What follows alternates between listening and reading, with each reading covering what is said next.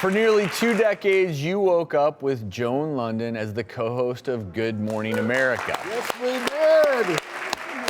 But in 2014, she announced to the world that she had breast cancer. Joan is here with us today, and Joan, you're the mother of 7, including 2 sets of twins. How did that breast cancer diagnosis? Listen to that. 7 kids. It doesn't make any difference how many presidents I've covered. It's what the a 7 beautiful kids. family. Family.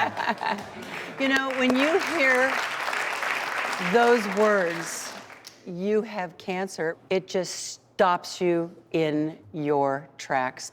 And I was told I had something called triple negative breast cancer. Candidly, at first I thought, oh good, at least I'm negative to 3 you hear things. negative, like, I that's a good know, thing. but what it really means is that you don't have any of the receptors for which there is targeted treatment.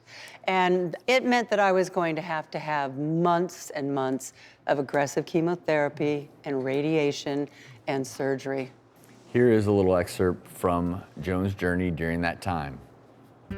This is what chemotherapy looks like. Well, I'm back from surgery, and this is the best graham cracker. All right, here I am. This is round 2 of my chemotherapy regimen. It's Monday morning, January 5th, and this is the first day of my radiation therapy. So what inspired you to share your story in this way? Quite honestly, my dad was a cancer surgeon, but all of a sudden I got this diagnosis, and it was this odd opportunity to kind of, you know, pass the torch and go out there and help educate people about cancer, about the fight against cancer. And the second I changed my focus from my cancer to the fight against cancer, it just changed the whole journey in the most positive way. And you also wrote a book.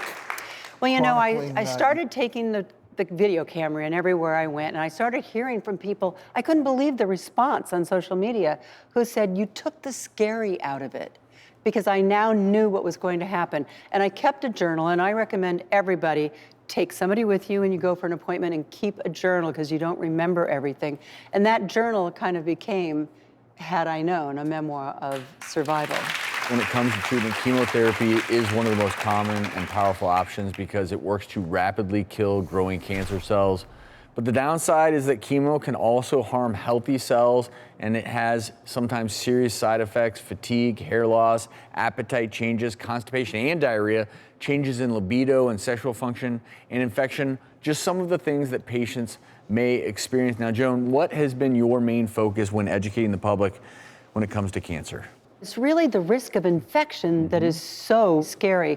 And I became passionate about trying to go out and educate people and thus empower them, and so that they understood what was going to happen if they went through strong chemotherapy, that it was going to put them at much higher risk for infection. It's so important to ask questions, you know, talk to your doctors to find out ways to lower that risk. Infection is one of the most common life-threatening complications of cancer and cancer treatment, because what happens, it weakens our immune system. So our immune system is designed to protect us against infection, but cancer and chemotherapy reduce the number of infection-fighting white blood cells, and infection can lead to sepsis, which is, as we know, a life-threatening response to an infection.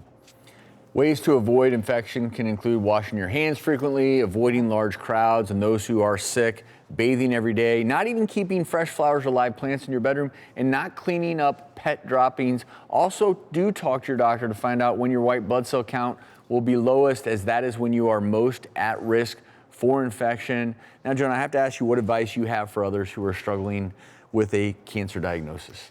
Become proactive. This is one time when you really have to educate yourself. And I know people become kind of discouraged when they first hear they're going to have to go through this long, I mean, I knew I had a year that I was going to have to fight this, but it's important that you learn what all the side effects are. And if you feel like you're kind of in that depression of it, then take somebody with you, but go in and ask questions.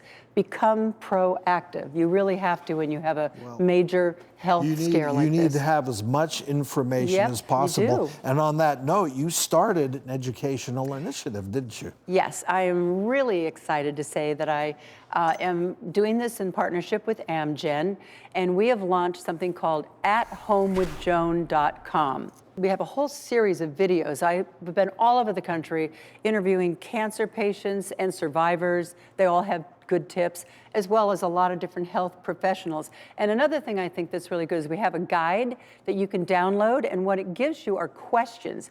I didn't know what any of the questions were that I should be asking my doctor. So we kind of give you a little cheat sheet. Well, it's an honor and a privilege. Thank you. Thank you for being Glad here to see today, you doing sharing so your well. I love story. being here Thanks with for you joining guys. us. Well, we enjoyed Love it. the Come show. back and visit us again. Love the show.